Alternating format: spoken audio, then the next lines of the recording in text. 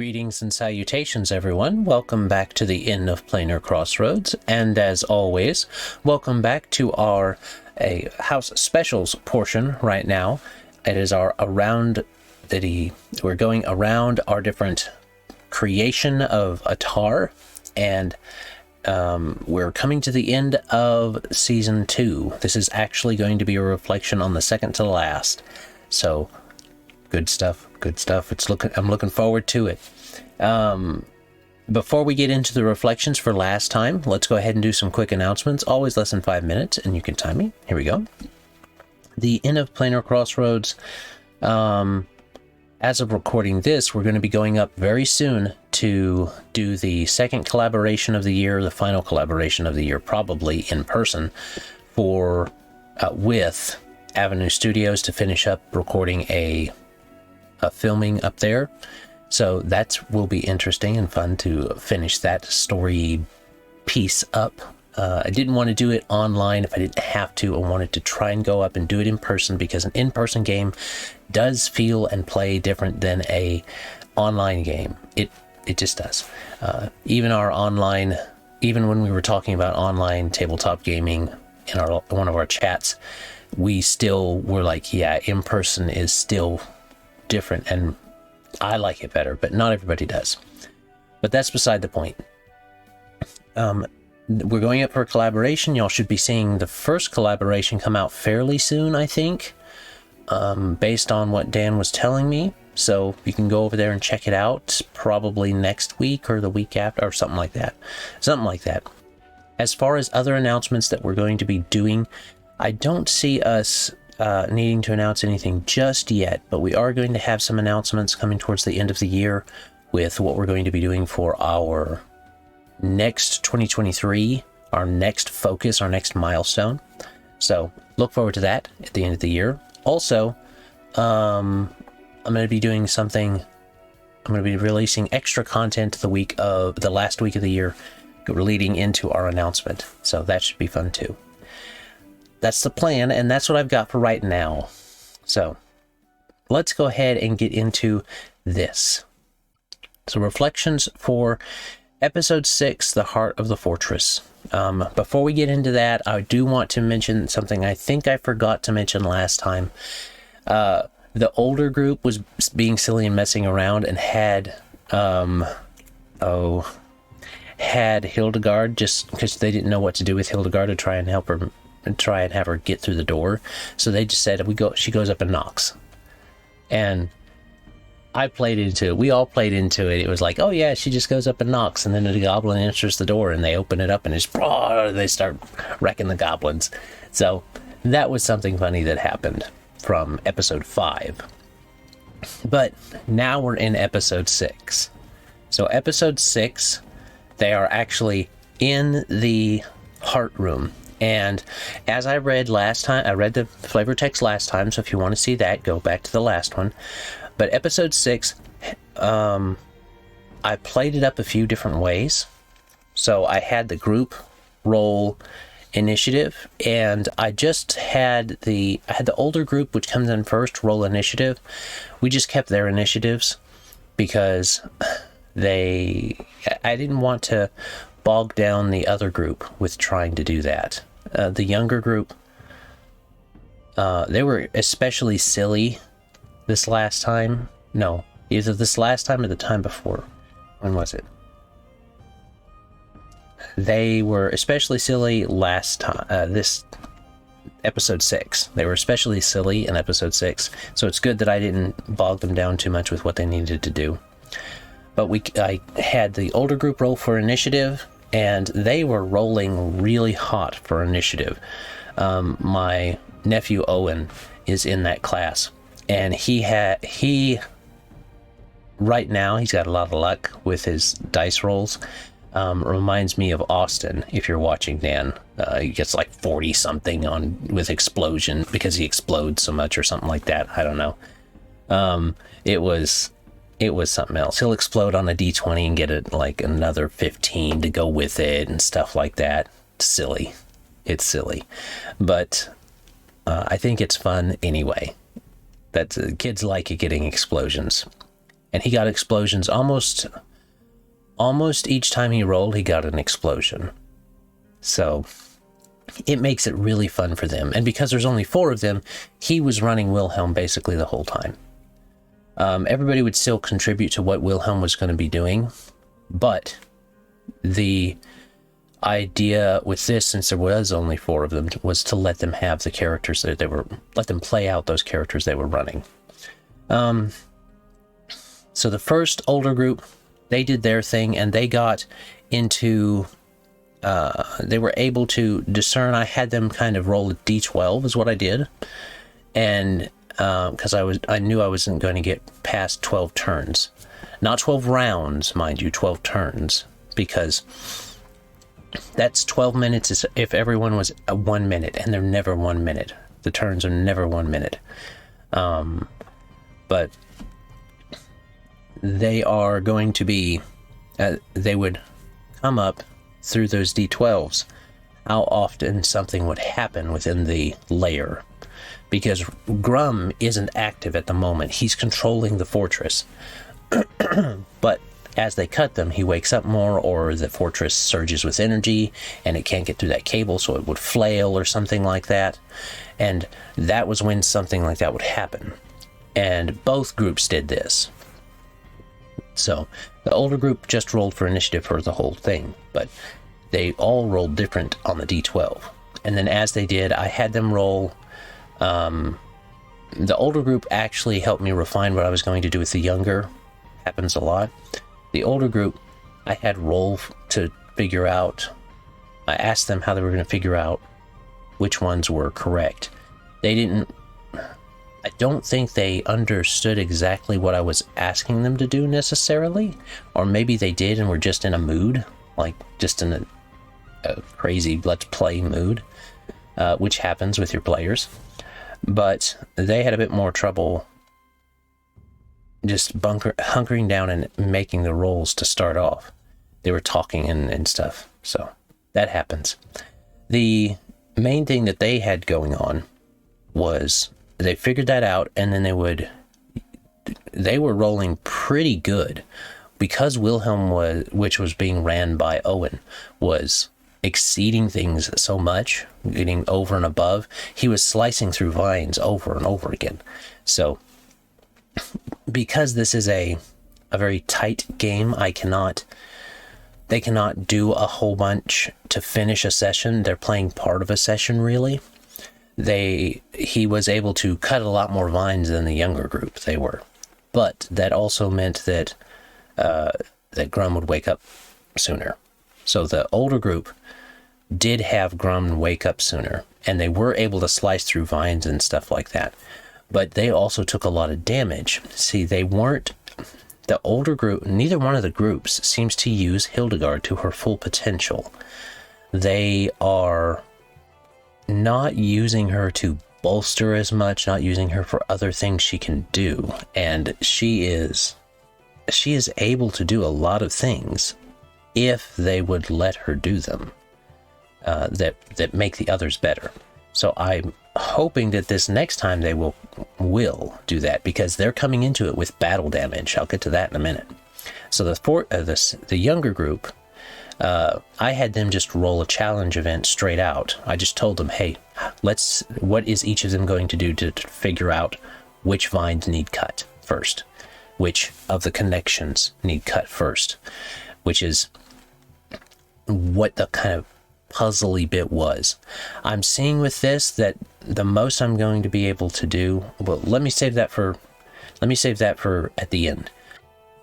So the younger group, they were pretty much doing the same thing as the older group, going through cutting the vines, but I had them roll that single challenge event of what each of them would do what each character would do to figure out which things need cut. So Maximilian could use his learning, Wilhelm could use perception, or he could just take the cue off of other people. He just took the cue off of other people is what he ended up doing. But Hildegard and Maximilian and Devereaux had ways of either perceiving, using learning or logic, and using their prescience with Deborah. So they were able to figure it out. Both groups did that, but the younger group had it more streamlined because I got it going through the older group. Now, that's about the main difference. Aside from the rolls themselves and the younger group not rolling as high and having a harder time getting as high, they were basically able to do the same things and accomplish about the same thing. The younger group did have to deal with more flailing and surging of the tendrils because they weren't cutting as many. They weren't making progress every single turn. They had to make progress each turn to prevent something bad from happening in the layer action.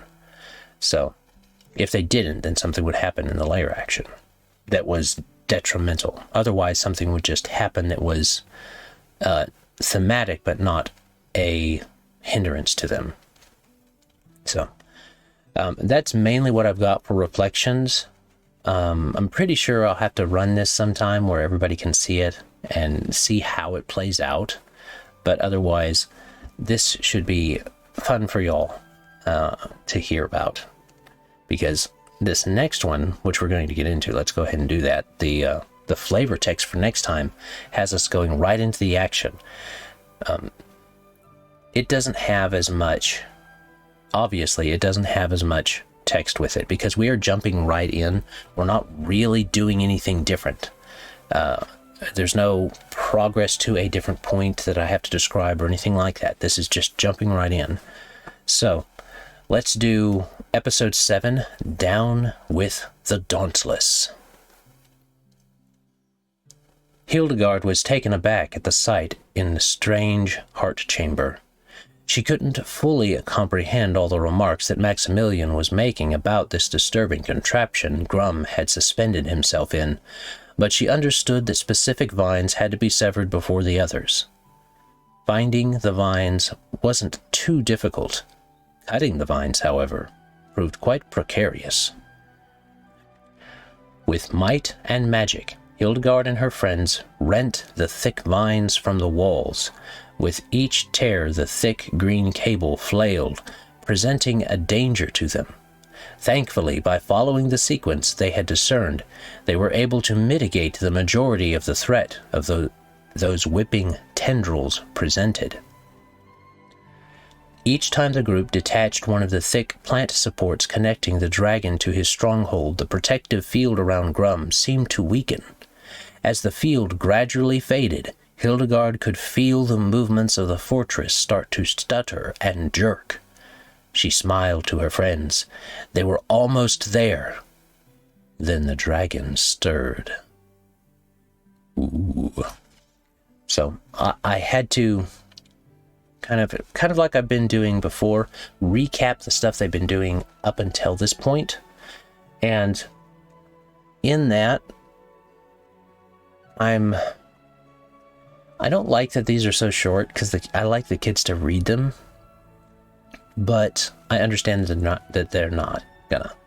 I understand that it's fine that we're having to do it this way. There's just so much I want to say about the world and how things look and work and describe them, but I can't do that because the kids we're having to keep up a pace. We're having to not get too focused in on that. That's one of the downsides of doing it this way. But this is still fun for the kids, and the point of this particular game is being fulfilled, which is helping them practice their math while having fun. So, alright, so that's episode 7, which is the last episode technically. That's the flavor text for it. But the encounter for it, that flavor text is now. With the final strike on the correct connectors, the protective miasma surrounding the green dragon completely dissipated. As it did, Grum's 4 eyes shot open, and a deep green blast of energy erupted from his maw, knocking back the group. With a powerful flap of his great wings, the dauntless dragon tore himself free from the remaining vines to stand imposingly before the heroes. Regaining their footing, the group stared for a moment at their foe. The dragon towered over them, a wicked smile on his face. A moment of tension passed, where all present steeled themselves. Draconic eyes met each of the challengers' gaze. Neither wavered under the others. Breaking the silent stare-down, Grum snarled his challenge in a dark, cruel voice. "Come now, fools, and die, for I am your doom." The group moved forward. As Wilhelm led, he shouted his retort. "Today is your doom day, not ours, for we bear to you not only our wrath, but the wrath of all the woodlands." The final conflict with the dauntless tyrant had come. Now was the time to vanquish the greatest threat that had ever risen in the verdant west. Who will come through the conflict? Who will rise in victory? Only through perseverance will you find the answer. So there we have it. And hopefully that will be dramatic and emotional enough for the kids to be like, ooh, revved up with it. But I think it will.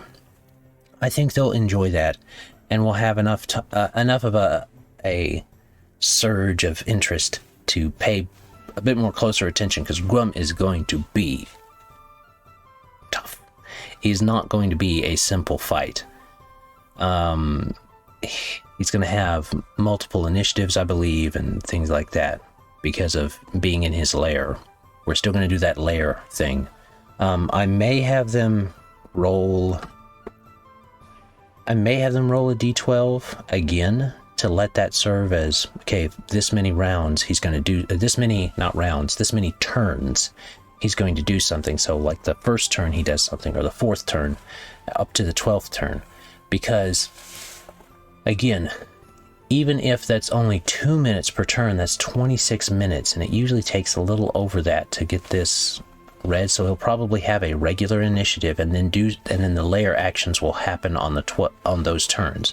Because there's 4 of them, there will be 4 layer actions that happen, and they may luck out and have it be like 12, or they may luck out, they may be unlucky and have it be 1, 2, 3, 4. I don't know. I may have them re-roll if it's like 1, 2, 3, 4, because that's not as much fun. So we'll see. I'll work it out, and I'm sure I'll reflect on it when I'm done. But that is that. We have the final reflection done. And hopefully the next time you see me in one of these, like next week, I'll be reflecting on this, and then depending on how everything goes, I may do finale type of reflections, and then do an epilogue video by itself. So that's maybe what I do. We'll see. Anyway, we've come to about the end for my final thoughts and all that. So one of the things I wanted to mention is that I've found that the most that I can do, this is just a point for other people wanting to do a similar thing with their school group. The most I can do doing the story this way is you either do rolls in combat or you do a puzzle. You don't have the puzzle and the combat because you just do not have enough time. I've only got like 45 minutes ish, about 50 if I'm doing good, because they've got to transfer classrooms and stuff like that. So it is tricky to do it.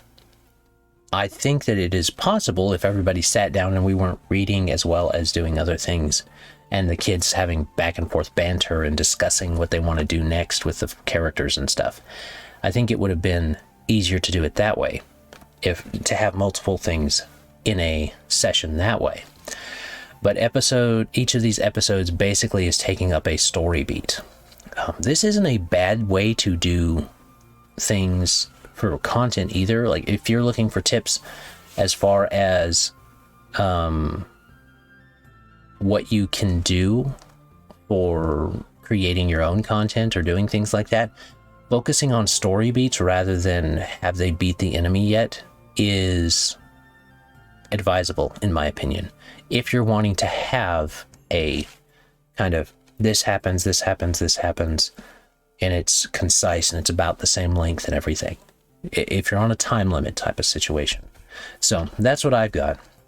And that's what I've got for the reflections as well. Lord willing, we'll have another one out next week. It will be a bit... it'll probably be a bit different because I got to record somewhere else. I'll be somewhere else at recording, but should be fine. I think that's everything I have for now. Do remember that if you like this type of content, you can like, share, comment, or subscribe on YouTube, BitChute, or Rumble, because we're on all three. Also, you can check out our support options, which is contacting me directly, or doing Patreon, Subscribestar, or Locals. So I've got 3 different ways that you can support. And that gets you access to our Discord and helps support these different things that we're doing, and gets them out for everybody to use, type of thing. I think that's everything. So, as always, have a great day. God bless and enjoy. Bye.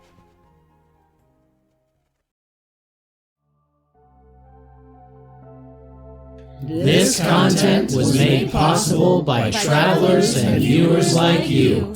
Thank you.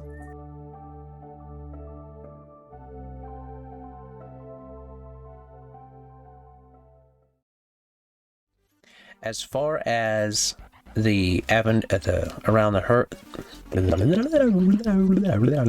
that's a blooper. So as far as the that's another blooper. I just come off of a blooper and I go to another blooper. But it's early, all right? I'm recording early in the morning. Well, not early in the morning. Whatever. Each time the group detached one of the thick plant supports connecting the dragon to the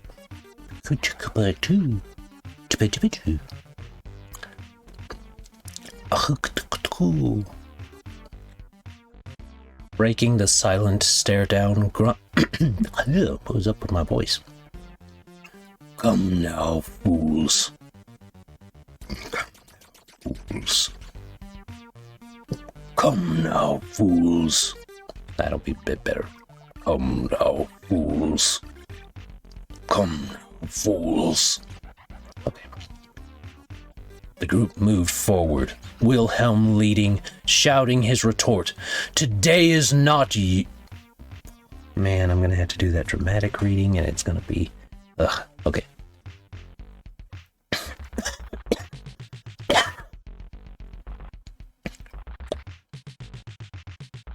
Exercising my voice. Today is your doom day, not ours, for we bear not to you. Okay, this dramatic reading is tricky. 2 tones at the same time.